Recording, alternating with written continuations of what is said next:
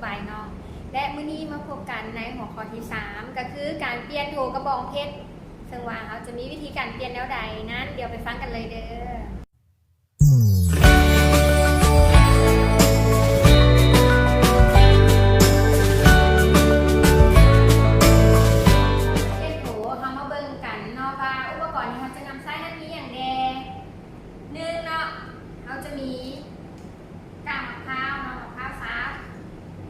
หรือว่าเขาจะนำไส้เป็นหินภูเขาไฟก็ได้เนาะเบอร์02เนาะแยกเป็นสำหรับวงก้นแล้วเขาจะมีดินปูกระบอกเพชรหินห้อยหน้าเนาะหินห้อยหน้านี่เป็นแล้วแต่เขามากเลยเขามากแบบไหนเขาสามารถเลือกมานำไส้กันได้เลยเนาะเราเลือกมา2สีเนาะโถเนาะสำคัญโถปูแล้วขาดก็ได้เนาะในนี้ก็จะมีเป็นสตาร์เกอร์จีเนาะเป็นยาลายแมงไม้เขาจะใส่ทุกครั้งเนาะในเวลาที่ว่าเขาปลูกต้นไม้แล้วนี่ก็เป็นต้นไม้เนาะที่ว่าเราจะนำมาเปลี่ยนโถ2 ต้น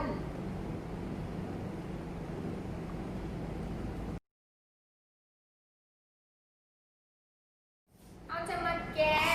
กระบอกพิษออกจากโถแต่ว่าแนะนำเนาะเวลาที่เราจะเปลี่ยนโถเขาบกดน้ำเนาะให้ดินแห้งก่อนแล้วเราจะเปลี่ยนเกี่ยวซอกนี่เนาะดึงออกเลยเนาะดึงออกจากกระถางเลยเขาจะเห็นเนาะห้ามขึ้นเต็มแล้ว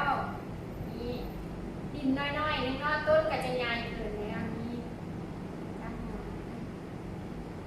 เอาบีบดินออกเลย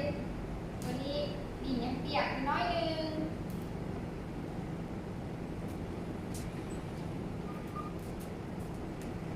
ไม่ใช่เราทำเลยนี่นะแล้วจะทำการ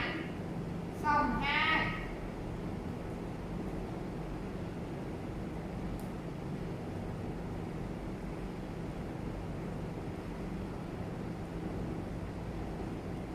เห็นว่าห้างยาวเกินไปเนาะเราสามารถตัดออกได้เนาะตัดออกได้ตัดห้างปล่อยออกได้เนาะ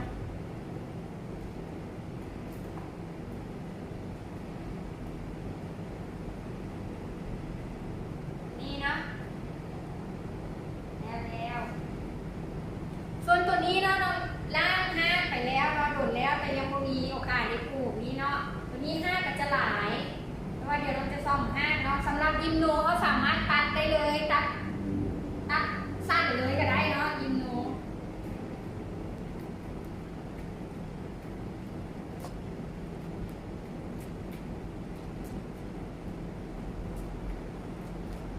เขาจะประมาณนี้เนาะประมาณนี้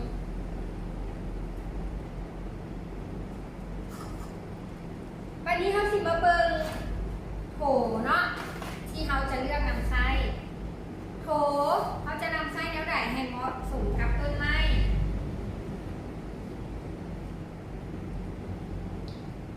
จะเป็นโถขนาดที่บ่ใหญ่เกินไปเนาะสำหรับต้นไม้ถ้าเขาต้องการจะไส้โถใหญ่เขาก็ควรจะพองก้นให้สูงขึ้นอีกจักหน่อยเนาะเพื่อว่าบ่ให้มีปริมาณดินนั้นที่หลายเกินไปมันจะเก็บให้ดินซุ่มโดนเนาะและมีโอกาสเสี่ยงต่อกันที่ให้รากเน่าได้สำหรับยิมโนตัวนี้เราจะใช้โถนี้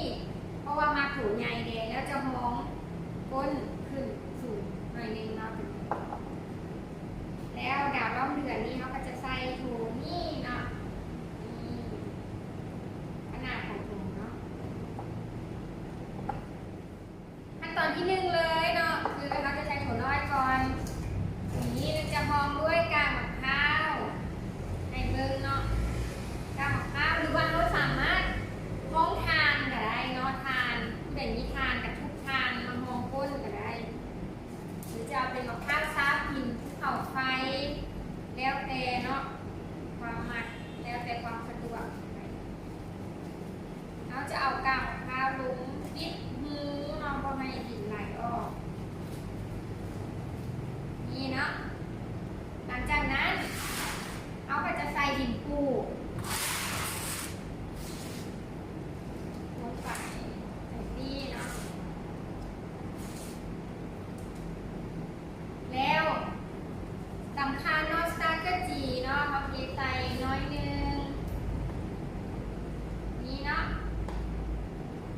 ไปเลย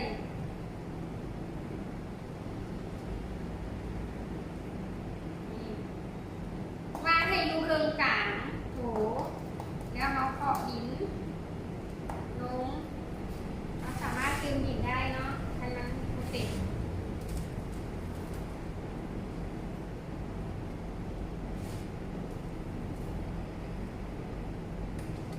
นี่เนาะเคาะลงพื้นน้อยนึง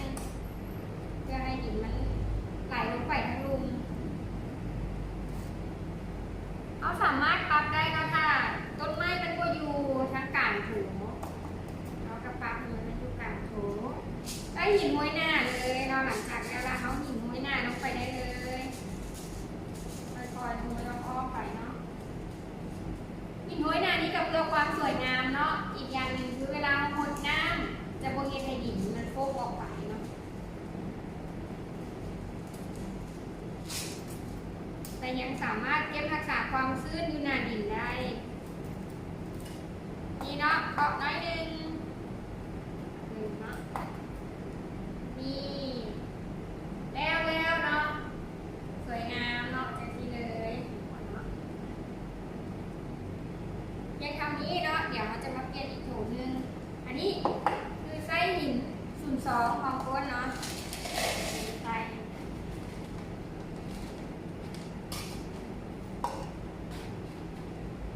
แล้วนำเอาดินปลูกใส่เนาะ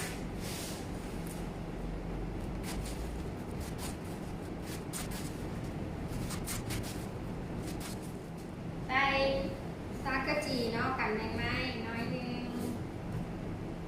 เอาเคลียร์ดินออกนี่เนาะวางไว้อยู่กลางโถเลยแล้วก็เคาะลงรู้สึกว่ามันต่ำกว่าขอบโถได้เขาก็สามารถตึงดินได้ตึงดินเข้าไปเนาะ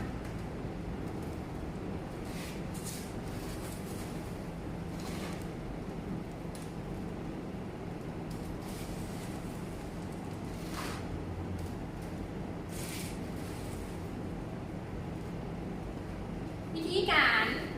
ปรับแต่งให้ต้นไม้อยู่กลางโถอย่างสวยงามเนาะแล้วก็บ่ต่ำเกินไปเขาจับหัวต้นไม้ไว้เนาะมือหนึ่งจับหัวต้นไม้ไว้อีกมือหนึ่งจับโถขึ้นเนาะแล้วเขาเคาะดินลงจนว่าเขาจะยกต้นไม้ขึ้นเล็กน้อยเนาะเพื่อบ่ให้ต้นไม้จมไปให้แค่ห้างเนาะจมลงไปพร้อมดินเขาก็จะเคาะให้มันแน่นเข้าเนาะนี่เนาะ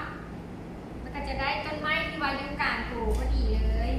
หลังจากนั้นใส่หินม้วยหน้าแบบที่เพื่อนๆมากเลยเนาะเลือกได้ตามใจเลยเขาจะม้วนแบบไหนส่วนโตแล้วเราจะมาหินม้วยหน้าสีดำเนาะที่ส่วนต้นไม้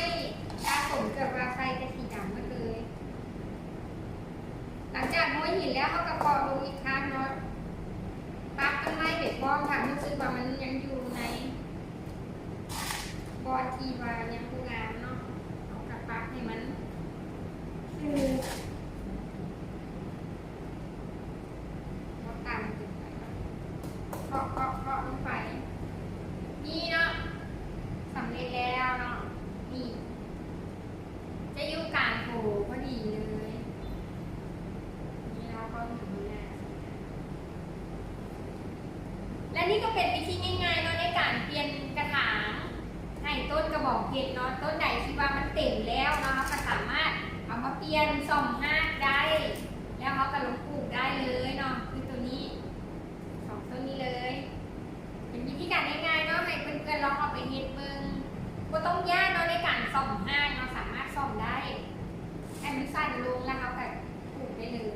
สำหรับกินนูสำหรับวันนี้ก็จบลงเพียงเท่านี้เข้าใจเด้อที่ติดตามพบกันใหม่ในหัวข้อหน้าบ๊ายบาย